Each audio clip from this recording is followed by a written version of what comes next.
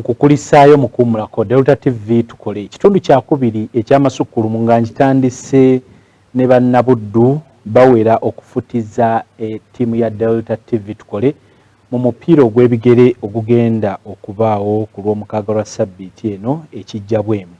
Omupiira guno olunaamala okusambibwa ate wakuddawo empaka ez'olulimi Oluganda ezimanyiddwa ennyo nga Wakulennume. Nga wabula ennaku nnya zokka ekijjolooto kya Delta TV mu Wakulennume wamu n'aba 3 Ways Property Consultancy kijjibweko akawuwo ng'ennaku z'omwezi 19 omwezi guno ekibuga Masaka mu ssaza ly'e Buddu kyatandise dda okulaga obubonero obwa Bannamasaka abeeteeseteese obulungi okwenganga abakozi ba Delta TV mu mupiira ogw'ebigere ku kisaawe ky'ekijja bwemi.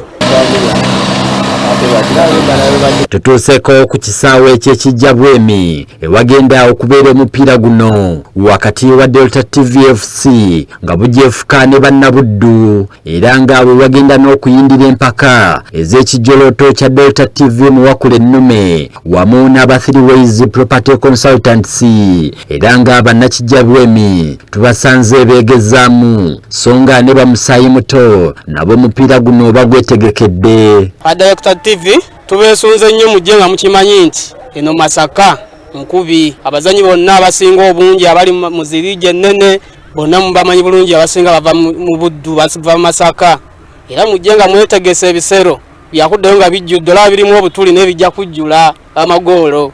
The youth themselves, the enthusiasm and conviction for the match is so high. Mukwogerako na bano batutegeezezza nga bwe beeteeseteese obulungi okufufugaza aba Delta TV nga kapiteeni wa ttiimu y'ekijja bwemi Daniel Sennabuli Akabenge bw'annyonnyola. Ate ffe nga bannabyamizannyo bwe twalira nti tugenda kufuna omupiira ogw'omukwano nabo ne tweyongera okusanyuka era tubalindiridde tutraininga kati kyensuubira bo kubanga abagezaako okutujjako obuwanguzi mu nsonga ezo ez'akapiira okugira nga baleese ttiimu y'ebuweekula kuba yeeyokka gye nalabye eyinza okujja wano n'etufutiza naye watali ttiimu y'ebuweekula tugenda yisa mukka mu kisero. Tutegese okwolesa empisa n'omukwano Bannamasaka gwe tulina kuba kino ekibuga eky'e Masaka ffe tulina okwekkiririzaamu nti ebitone bitandikira wano byonna tugenda bakuba omupiira mujje ne bwe munaatwalira ggoolo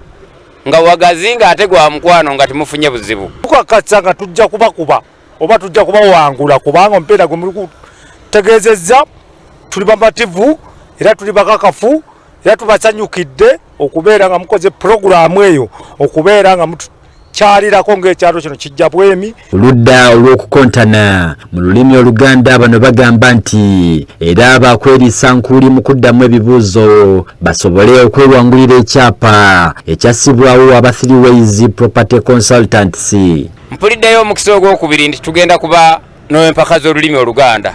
Ssebo bw'ojja Buddu manya nti ekyapa kisigala wano era ekyo ngenda kitwala mutima mulungi kuba tugenda kusooka mbadde mu ngeri ensonge mbadde mu bika mu nnono eri kikyo kiraba ng'ekyange kati bw'oba waliwo ayagala oggulako nga mpaako ne ku ssente nga muwaako akatundu nze nja kuguzaako akatundu akatono kuba ku kyapa kyange kusalirako akatono nga kapoloti ayi nange ensogezo byonna azimpi byange. Akaza olulimi Oluganda nja kuttayo ebibuuzo bye nnaba nsobodde kuba ndi musajja Muganda nze Kafeero John bajjajjange bonna mbamanyi kale nno nja kuttayo ku bibuuzo nja zeetabamu bassebo ne bannyabo.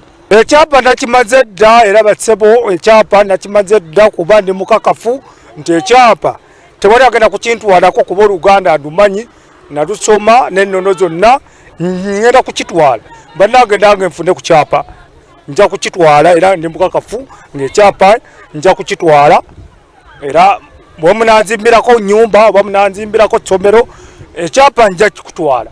Tubaza bannaffe aba 3 Ways. Aba 3 Ways abasobodde otuwa omukisa guno ne baleetera abantu bange ab'ekijja bwemi ne bawa omukisa guno okuwangula ettaka.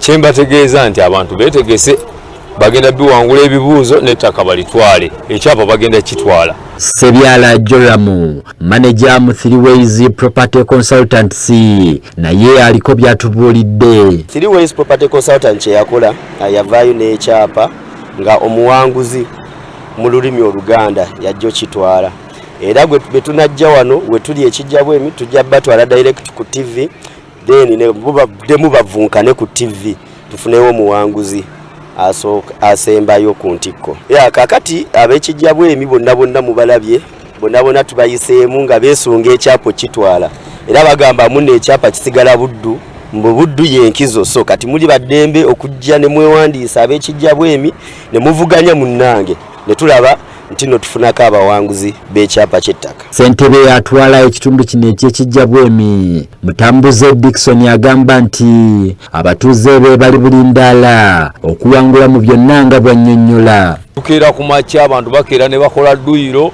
so mujje nga mumanyi temugenda kusanga abantu abakajjuza abakolamu abakoze dduyiro so mwe ebinywa gye bineesibira abange bali fit beetegese. Nga basinziira wano ku Delta TV tukole abalamuzi abagenda okusala empaka zino okuli omulamuzi omukulu Salongo Olusiba Jime bategeezezza nti beeteeseteese bulungi ddala era nga bakukulembeza mazima na bwenkanya nga balamula empaka zino. Tweyama okutambulira ku mazima n'obwenkanya nga tulamula omuzannyo guno kubanga muzannyo gwa bwongo ate muzannyo ogwetololedde ku lulimi lwa Ssaabasajja. Twagadde tutekewo essuula empya mu mpaka ey'omuzannyo guno ogw'obwongo naddala ku nsonga y'olulimi lwa Ssaabasajja olulimi Oluganda kubanga ekiruubirirwa kya Wakulennume wano ku Delta TV kukulaakulanya lulimi Luganda naye si kyokka n'okuyimusa embeera z'abantu abo bafaayo okunoonyereza n'okumanya abeettanira okutegeera eby'ensonga. Abalamuzi beeteeseteese bulungi gwali eyo alaba Delta TV naawe yeeteeseteese okufuuka omuvunkanyi mu bbanguliro lya Wakulennume. Ekigambo kiri kimu nti ife ebibuuzo bye tugenda okubabuuza twakoze obwenkanya. Bano era balambise bulungi abavunkanyi bye balina okwewala ng'empaka zigenda mu maaso obutasalwako bubonero. Okulaba nti ojja nga oli mu mbeera zo eza bulijjo ng'otegeera bulungi kubanga ebimu ku bintu ebijja okugobesa mu bbanguliro byebyo byenjogeddeko. Tonywa mwenge jangu nga olabika bulungi awo nno ojja kuba bwe banaamaliriza okuwandiika tujja kusunsula butereevu ogende mu bbanguliro lya Wakulennume olwo ovunkane. Bw'onoomaliriza okuvunkana owangule olwo ate weegatte ku bavunkanyi aba Delta TV mu studio butereevu owangule ekyapa okuva mu 3 Ways Property Consultant. Kakati ekirindiriddwa lwe lunaku mulindwa nga lwe lw'omukaaga lwa sabbiiti eno ng'abakozi ba Delta TV tukole bubeefuka ne bannabuddu wano Ekijjabwemi mu mupiira ogw'ebigere. Nze Lubega Sadaati lwa Delta TV wano mu kibuga Masaka.